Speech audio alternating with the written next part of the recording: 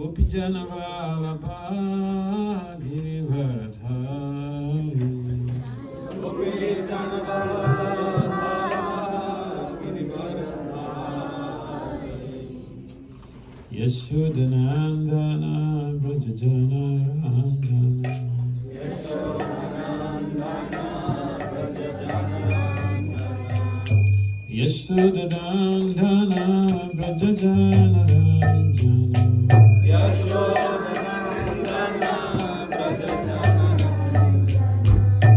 Yashodanandana Brajajanarandana Yashodanandana Brajajanarandana Jamunateva Vanachari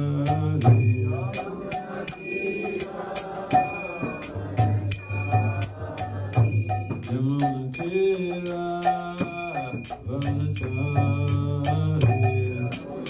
Bolo Hare Krishna, Krishna Krishna, Hare Hare, Hare Rama, Hare Rama, Rama Rama, Hare Hare.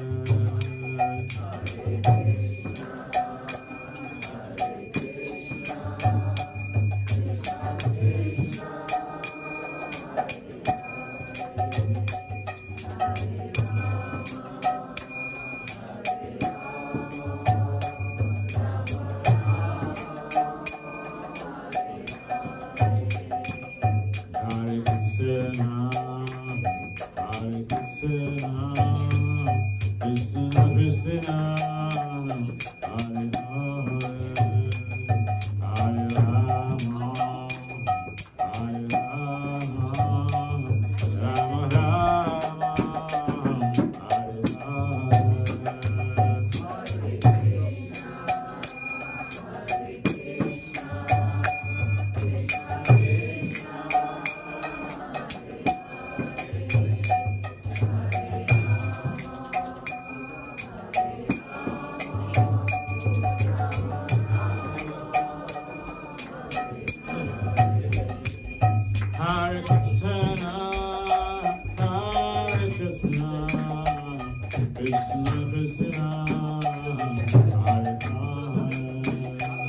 Hare Rama, Hare Rama, Rama Rama, Hare Hare.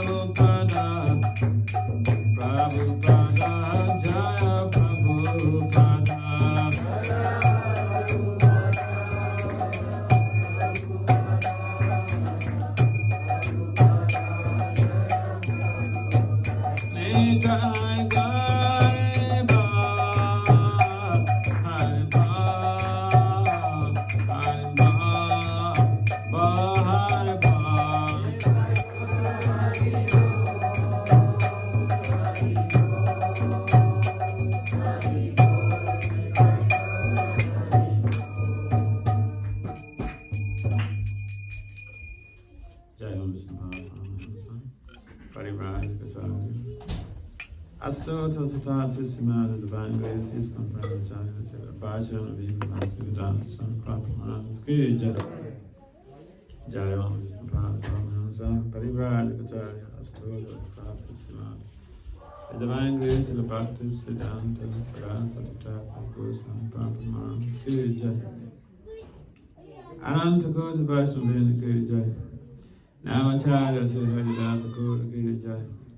Prem Sri Kaham Sri Krishna Chaitanya Prabhu Nityananda Sri Advaita Gatadhara Sri Vasai Sri Gaura Bhaktivinoda Jai. Sri Radha Krishna Gopal Gopinath Syamakunda Radha Kunda Girikapadam Jai. Savandavandam Jai. Simathura Dham Jai. Simayapanavada Dham Jai. Jaganapura Dham Jai. Gangamaya Manamaya Jai. Simata Tulsi Devi Bhakti Devi Jai. Samaveda Bhakti Veda Jai. Nitai Gopinandi.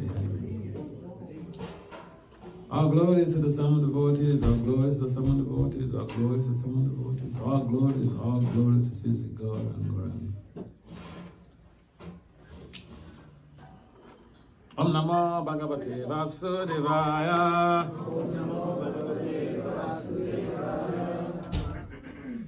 Om Namo Bhagavate Vasudevaya.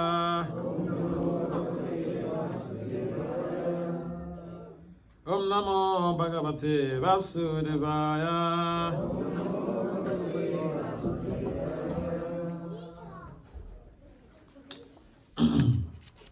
So, we're happy to be here once again after almost 4 years. 3 years I left for India over almost 4 years ago. Time runs so swiftly. It's been a long time away, but I'm happy to be back. And you know, everyone is gearing up for the new year. So people are warming up with new approaches to life. And majority of people are also trying to put up efforts to revamp their Christian consciousness. For the devotees, re-spiritualize it or making some conscious effort towards redirecting a misdirected civilization becomes our objective criteria. Because the world does not lack anything. The only lack in this world is that people are devoid of Christian consciousness, and that is the cause of the miseries that the whole global society is facing. And therefore, Prabhupada has kindly brought this Christian consciousness to the Western shores by the honor of his spiritual master. And that was a very painstaking instruction implementation. This is very easy to make a decision, but what is most challenging is implementation of that decision to be able to attain a sustainable goal. So we find that in a modern era, so many people make resolutions, New Year resolutions. And many, more than half. In fact, in management science, we call this change initiative. You initiate a change in your life, initiate a change for positive, initiate a positive social change, initiate a positive spiritual change, or initiate a positive professional change. You want to drive yourself beyond your comfort zone. So people make resolutions. And you know what? A change management or change, leading a change, initiating a change in our personal lives, in our families, in our organizations, either individually or collectively, is a common thing. What is not common is sustainably leading that change to a logical conclusion. And like you find a number of people, they registered in college. If you go to any university, 100 level, thousands of students. Thousands of students registered. But at the end of the 4 years or 5 years course, you may have maybe a few hundred graduate. They initiate a change. But they were not able to lead that change to a logical conclusion. Also, you'll find so many people make attempts in spiritual endeavor. But after some years, you find that only some people are able to hang on, to hang in there, despite the challenges. So yeah, it's important to make New Year resolutions. But we also need to understand that anyone can make a resolution for the new year. But not everyone is able to implement that change to meet or implement that initiative, that resolution to meet their target goal. So, I find that according to research as a management science, about 75% of people who make some resolutions or who initiate a change in their lives, 75% of that change initiative fail. 75% fail. There is statistics about this. People have conducted research in organizations, individual change, collective change, organizational change. So, it's not so easy. Yeah. We can be very enthusiastic even in the beginning of our spiritual lives. We come to devotional service, we're very enthusiastic. In fact, we fall in love with Krishna. If we don't come to the temple, we're like, we're not ourselves. If we don't wake up early to chant our rounds, we feel despondent. But as time rolls by, we find that enthusiasm wanes. Why? People query, why? I was very serious in my devotional life in the beginning. 10 years ago, I was very serious when I just met the devotees. When I joined, I took initiation, I was very serious. I was chanting 24 rounds, 50 rounds, 64 rounds. I remember we were in Govardhan in India. And so, that time, Prandana Prabhu, he was still alive. And so we went to his institute. He was training devotees in Sanskrit, different courses and all this stuff. So there was one of these students there, and he got married. So after the meeting with Gopi Prandana, this lady, young lady, she's Indian lady. The boy, the husband is a European. So this lady, she came to me and was complaining that, before my marriage, I would chant this number of rounds. I would chant early in the morning before before sunrise. I will do this, I will do that. She said, but now, I'm not able to do that again. Why is that?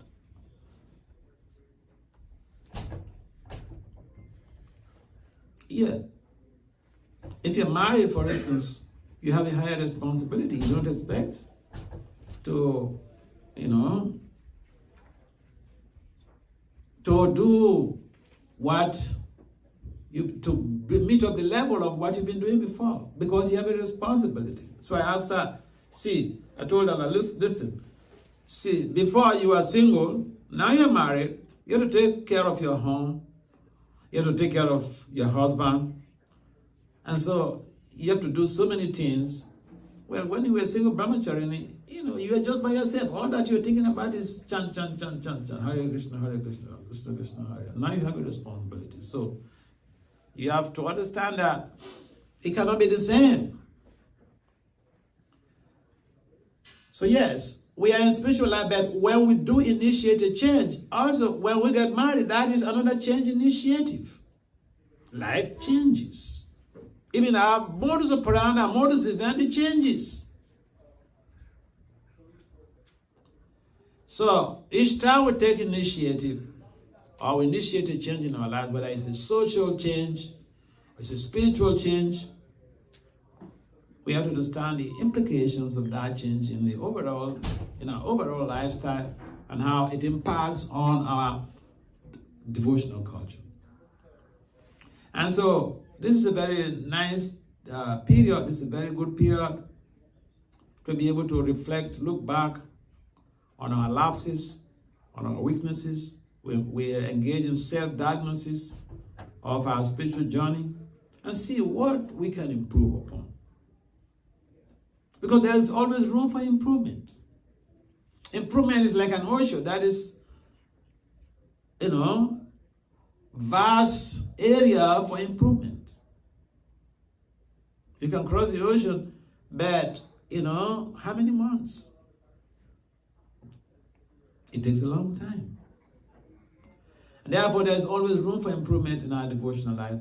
And this is a good period to reflect back and figure out what we can do to improve in our service to Srila Prabhupada. What we can do to improve on our services to our spiritual master. What we can do to improve on our services to our families. Because the family is a microcosm of the organization. We don't expect the organization to be poker when our families are not poker. So, there's the time, and even any resolutions we're making, we should first consider our nuclear setting, the family, which is the microcosm of the organization. So in the family you have the environment, which is members of the family. They constitute the environment. And the environment impacts on our behavioral patterns.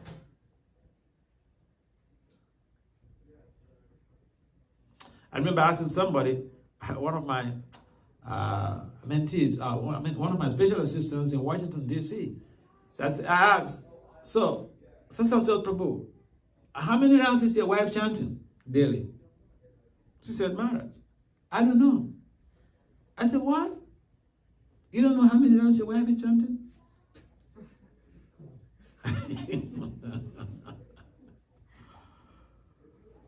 So we can be so detached that we feel it, I don't want to be offensive. If I ask my son, how many rounds you chanting? Or if I ask my spouse, how many rounds you chanting? They may feel hurt. They may think that I'm trying to control them. But that is your responsibility. Because as a man, you are responsible to take your family, your wife and your children back home, back to Godhead. Not the other way around.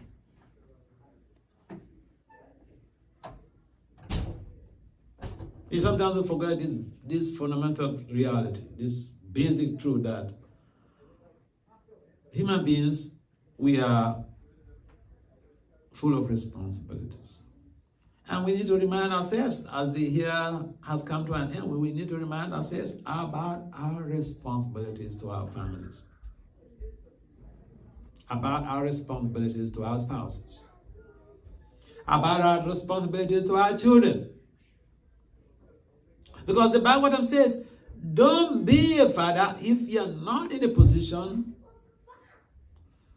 to extricate your dependence from the shackles of samskara. It's in the Bhagavatam, in the 5th canto. It's so easy to forget this basic fact. I remember in I went to Michigan one time, and then a mother and her daughter, they were coming to serve me. And the both of them happened to be disciples of Bhakti Vasudeva Swami. The girl was doing her PhD in Japan. The girl was attracted to a young devotee, and so for marriage. And then the mother came to investigate. I know the guy very well. So the mother came to ask me, Maharaja, you know such and such? I said, yes. Oh, I know him very well. He's been a devotee for a long time. Very nice devotee. He came from a very rich family. His father was a governor. He has so much money in that family.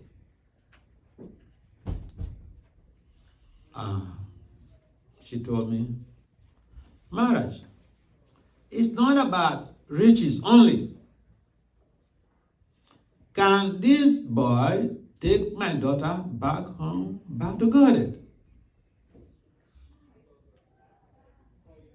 I didn't have an answer to that. So I couldn't say something I don't know about. I can only identify what I can see. And so people are becoming wise these days. You can't fool people around. So here's a lady that would think, oh, women are less intelligent. Who told you? You've studied all women on this planet? And you feel that you are more intelligent than them? I don't think so. What about Mother Saraswati Thakur? Mother Saraswati. You're more intelligent than Mother Saraswati? I don't think so. Because she is the universal minister or mistress for education. And so we need to understand that, especially at this, the year tears off, we need to understand that we do have limitations and delimitations. And it's also a period that we can reinforce our prayers. Our resolution should be geared towards reinforcement of our willpower in exercising self-regulation. We're talking about self-regulation the other day, on Friday at the Bhakti Vasudeva program at Dhananjay Prabhu's home. So yeah, we may have very good intentions, but do we have the willpower to exercise the self-control or to implement? Do we have the willpower to implement our resolutions? That we need to depend on Krishna. We can make the resolutions, we can, initiate the change, but we may not necessarily have the willpower to exert the self-regulation to be able to impact on that change initiative. Therefore, we need to depend on the mercy of the Guru, the mercy of the devotees, the mercy of Lord Krishna. And so yes, making resolutions is an integral aspect of every human being's life. And when we do understand that many resolutions are not sustainably implemented, sometimes it's just about a few weeks after the new year. Someone says, well, I've taken initiation, have not been chanting my rounds every day this year from January 1. I must make sure that I chant my 16 rounds before the end of the Brahma Muhurta hours. Good resolution. Very good, powerful resolution. But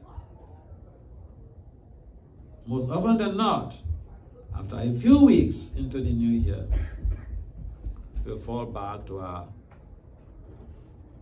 habits of procrastination. Procrastination is the thief of time. So yes, we have that great opportunity. Prabhupada has provided that zeal for us to be able to tow along the path of Krishna consciousness. But we need to also understand that we need the support of all of the devotees around us. Because these devotees are radiating particular specific types of energies, and these energies will either hurt us or empower us.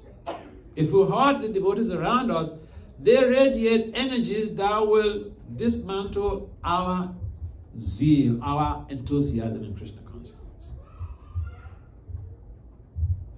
If we are favorably disposed to the devotees around us, we love the devotees around us, they will even pray on our behalf without even we knowing. And there comes the empowerment to be able to implement and sustain our resolutions.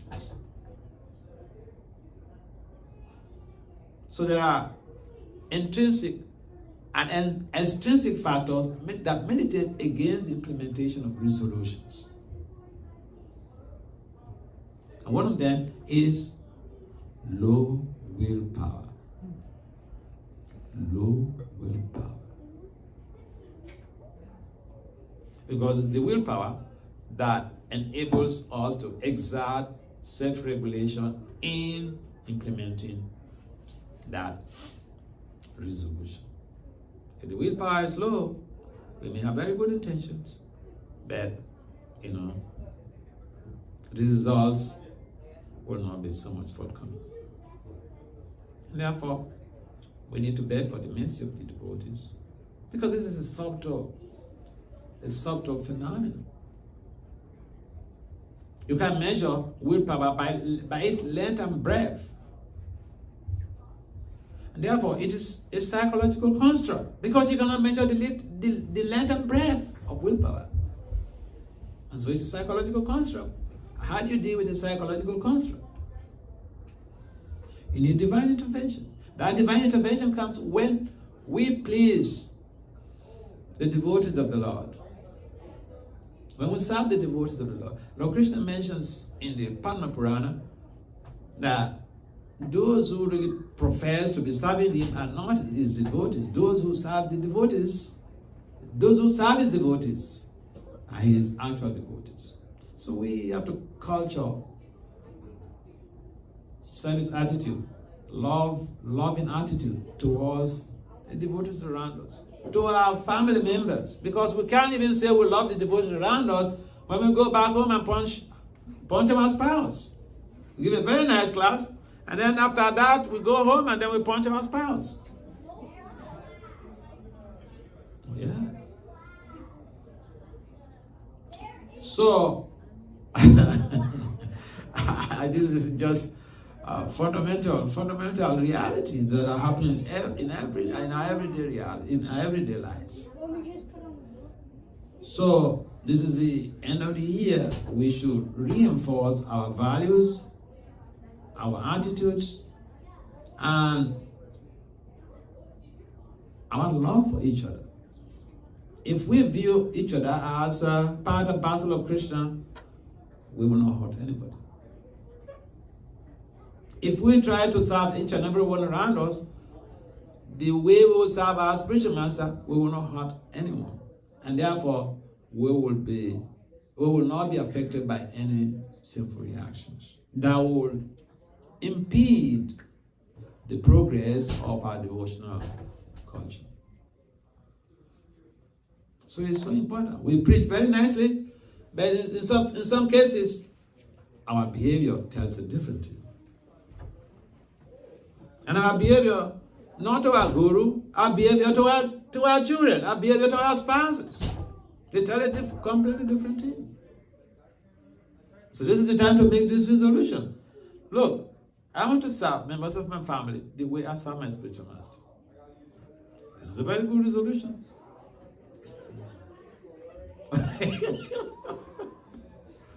Oh yeah? I want to serve my parents the way I will serve my spiritual master. This is a very good resolution.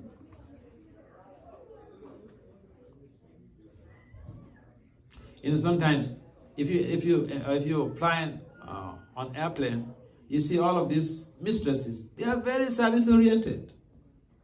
Even the men who are serving the meals, they are so service oriented. You need something more?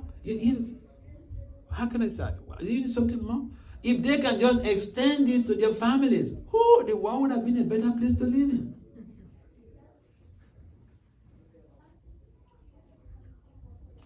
So we tend to neglect family values because we think that we are above any injunctions. We are the Ishwaras. But no one is an Ishwara. We are all servants. Krishna, in a sense, we are small Ishwaras. Even the worm is an Ishwara. Even an earthworm is an Ishwara. Earthworm, controlling the leaves that fall down from the tree. It's an Ishwara. So, this coming here, we should make some resolutions on how to minimize our Ishwaraship, our controllership,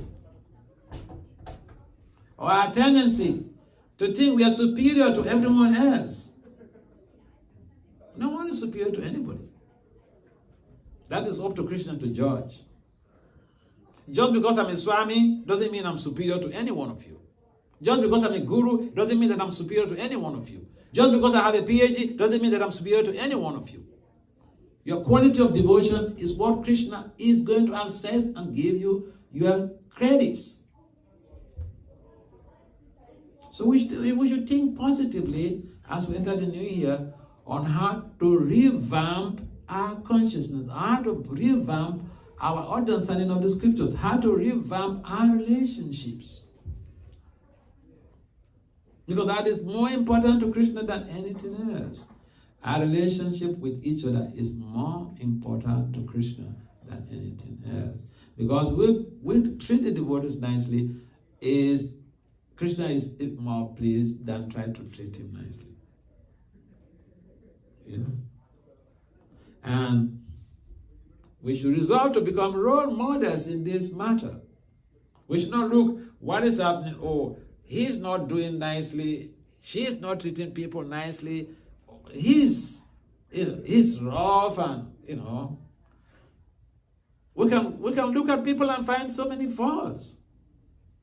But what are we doing about revamping the collective consciousness? We're revamping the collective relationships. So we should be role models. One role model is better than 1,000,000 critics. Because the role model will transmit the change, will enact principles in his or her own life that will ameliorate even a disgusting situation. See, in academia, we are taught to just find fault with people. Oh yeah. I remember we went to one management science conference one time at one university, and the young professor who was, organizing the program, organizing the conference, he came to call us. That time I was younger. He came to call us. Hey guys, come over. Go to that hall. Such professor. He's presenting his research. He presented his paper there. He thinks he knows too much. Go and find fault in his paper. Find fault in his presentation. Because they know the young scholars They can find fault with any damn person. So if we bring that type of mentality into devotional culture, we could just be killing our devotional creeper. In devotional service, we find the good in people. We don't find the bad in people. Because Atma Vat Manyate Jagat. Any bad quality you find in people, that is just a projection of your bad qualities. So we tend to project our own image into the whole world. And so a good resolution is to try to demystify this very concept of Atmavat Manyate Jagat. Projecting our image into the whole world. We should try to see the good in each and everybody. Everybody has got some good qualities. Yes, it's a good one. And so it's a good period to reflect and think about what to do for the next year collectively. Like, Ramachandra mentioned, collectively we should think of what to do to give our Krishna consciousness, our yatra, our community facelift. But individually also we should think, most important thing to do, what is Krishna most pleased with the devotee? Serving, worshipping, helping the devotees around us. Any comments or questions? Yes. Maharaj, you were speaking about the importance of seeing the good in others. Sometimes our responsibility is to see the fault. For example, you're the guru, and therefore you have a responsibility to point out faults. The parents have the responsibility to point out faults. And depending upon the relationship between the husband and wife, they may also point out faults. So my question is, how do you prevent the fault-finding mentality from overtaking you when you have that responsibility to find faults? Very good question. Yeah, we may find something wrong, but our approach should be something very authentic. So I'll give you an example. Now, I was in Laguna Beach, and I just finished the class.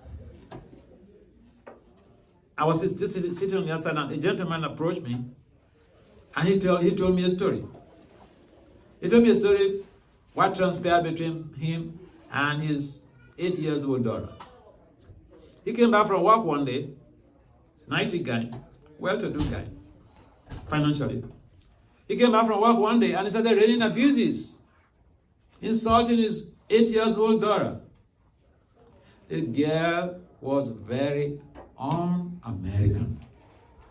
Un-American in the sense that type of abuse, she could just call the police and the father goes to jail. She kept quiet. This man rained all type of abuses, insults on this girl. She kept quiet. Some days have passed. Father has come down. He has been forgetting what he did. The girl is back temperamentally very normal now. The irritation is gone. But she addressed that issue with her father in a very loving and polite way. They were eating one day, and then the girl said, "Dad, you remember the other day you came back from work? You did this to me, you did this to me, you did this to me. Did you have any fight with someone in the office that day?" 8-year-old girl. And the guy, he said he was so ashamed. He said, "Yes, darling."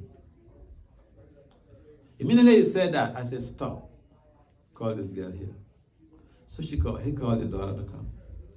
And I begged the girl on Papa's behalf, on the father's behalf, that she should forgive the father. Because even based on the approach of the girl, that is what we call the management side deep conflicts, resolving deep conflicts. That is the approach to resolve deep-rooted conflicts. That you wait. A person is peaceful. He has forgotten even what he has done. But then you approach it. You approach the issue in a loving way. That is the strategy that this girl used, and the father was very remorseful of what he had done. Now, she may resolve to escalating the situation when the father is yelling and reading abuses here and there, and she also retorts and call the police. That is an escalation of the conflict. So yeah, if we follow the cue from this little girl, this is 8 years, this is not from the Puranas, at Laguna Beach. So if we follow the strategies that this girl used, we can create such an harmony in the family. See, if even your child commits an offense, does something silly, now the irritation is there. You feel bad, you feel hurt, you're annoyed. But the first test is on you. The first examination is on you. You have to pass that test. The girl passed the test. And Krishna empowered her to address it, resolve the conflict in a loving and friendly way. So yeah, challenges may crop up in a family, but how we approach it, that is the issue. That is the issue.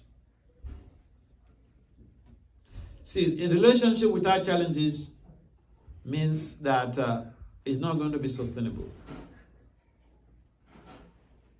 But if even there is some challenge, you have that higher intelligence to be able to address that challenge in a friendly and loving way. That relationship, people will respect each other, and it will be sustainable. A family is not about tolerance, it's about love. I can tolerate you, so what? Anybody can tolerate anyone, so what? And Krishna consciousness is not based on tolerating each other, or tolerating Krishna, or Krishna tolerating us. It's about love. Loving devotional service. It's not tolerance devotional service.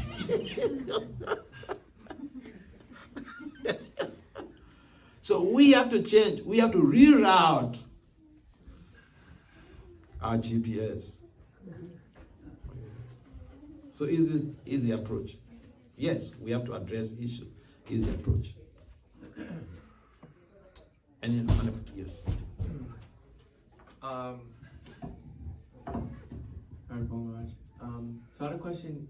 I know in our faith we believe a lot in like service. We're service-minded and to give, right, to other people, like devotees serve.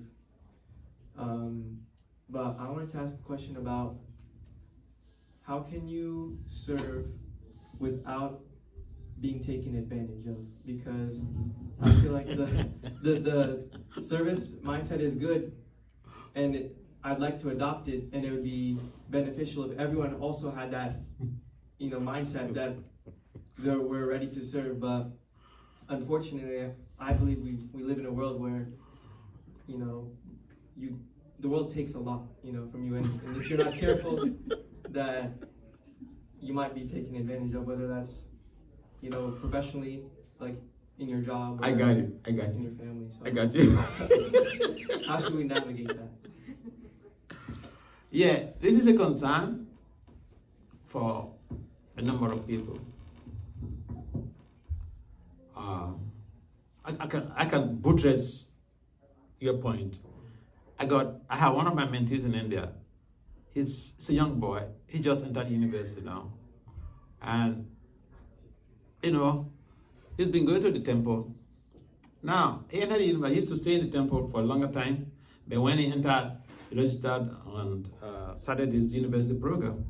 He had to go to school because the mom is expecting also so much from him. The mom is a scientist. So, he told me last time that this type of situation. And he goes to the temple. Now he goes to the temple once in a week. He goes, attends Mangalati once in a week. And he said that the devotees whom he was staying with at the temple, they are telling him that, oh no, you have to come every day. You have to come and do service. Every day. You have to come and do service. He said that, I have to study. He said, I have to study, Maharaj. So sometimes we're not considerate about the individual's future. We want to get something out from them right now. Whether it affects their career, it affects the educational system, or whatever, we don't give a damn. And that is very appalling. We should be considerate. Another situation we find, sometimes the devotees are the ones who are responsible for this. They take this service, this. As somebody gives their service to them, they take. Another person gives their service to them, they take. And then they complain in the long run that, I get so much of service, I don't even have time to chant my rounds. Chanting your rounds is the preeminent fact. It is the greatest of all services. See, I've been hanging around in the movement for almost 40 years. And I've seen sometimes some devotees, especially during festivals, they work so hard. And nobody asks them, hey, have you chanted your rounds today? Or did you chant your rounds yesterday? No. Do this service, do this. And the senior people, they give their services to him. It happened like the boy in India, he was complaining. I go to the temple and these brahmacharis, they just, put on me all of their services. Yeah. It shouldn't be like that. Taking advantage of somebody because of their humility or their service attitude. It shouldn't be like that. We should serve people when they come. Prabhupada was serving even the potheads and the dickheads in 26 ISCKON Avenue. Read the Planting the Seed, Volume 1.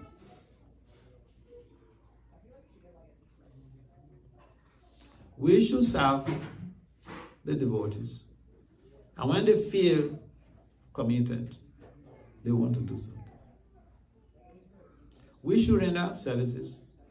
Because we know that the services, I'm not rendering service to the temple commander or temple president or the vice president. I'm rendering service to Krishna.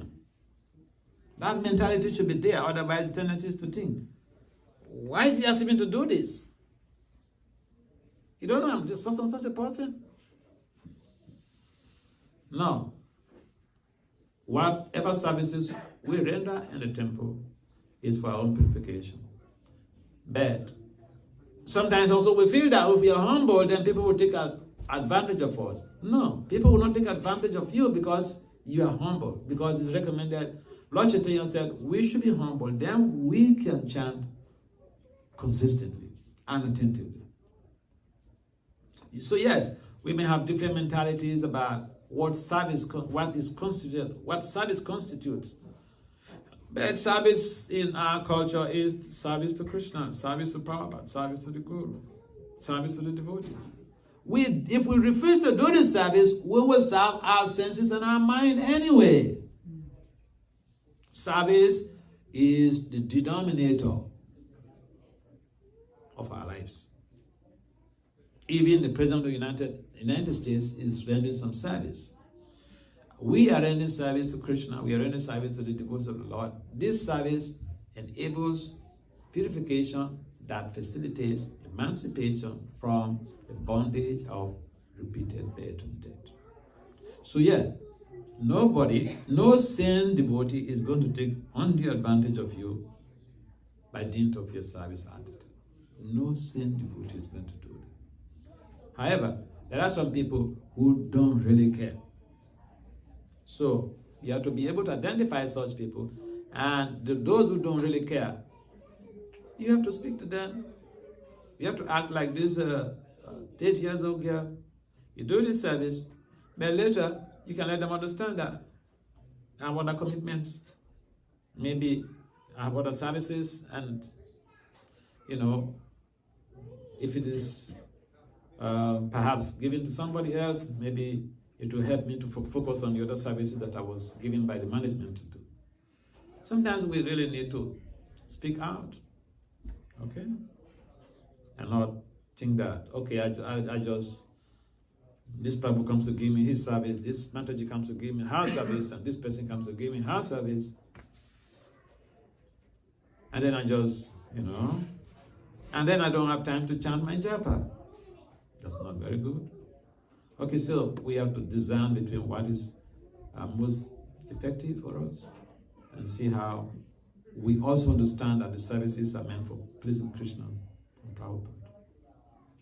This balance has to be there. Yeah. So that both cases are there. Sometimes we feel that we've been taken advantage of because of a service attitude.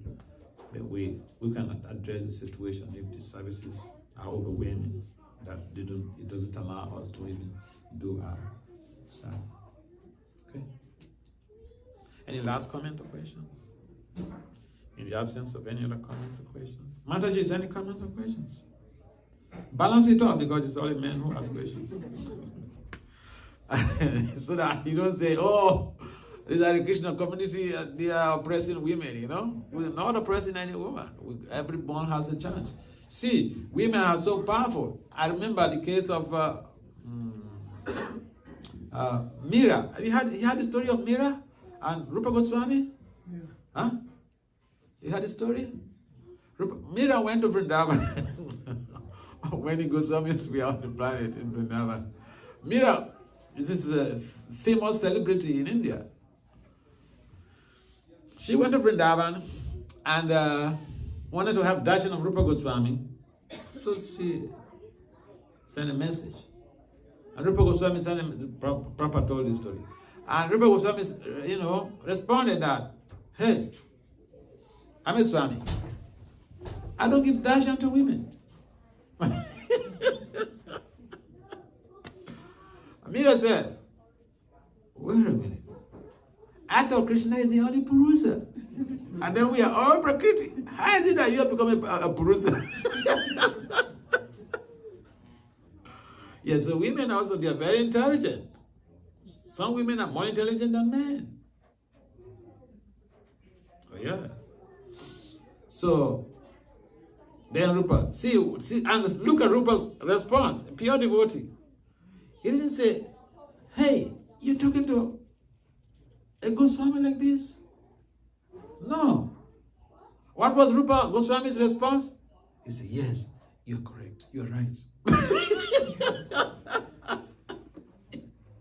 He told me that you're right. Come and have the darshan.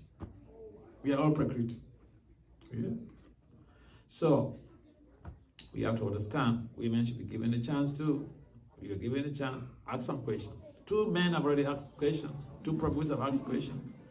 Let there be a balance. At least one Mataji should ask a question. One Mataji should ask a question, no? All right. So in the absence of any comments, or any further comments or questions, we'd like to wrap up this session so that we can go to the next phase of the program. Srila Prabhupada ki jai. And Happy New Year to all of you.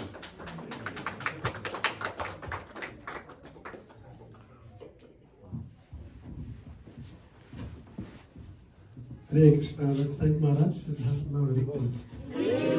So this was the icing on the cake, and the end of the year, Maharaj would come. He's here only for a few days and gave us his time, precious. This is his second program. He went to Jersey City just before this, and then he's come here and he's given us a class. And we humbly request that Maharaj, whenever you're in the area next time, please consider us. Yeah, I'm part and parcel of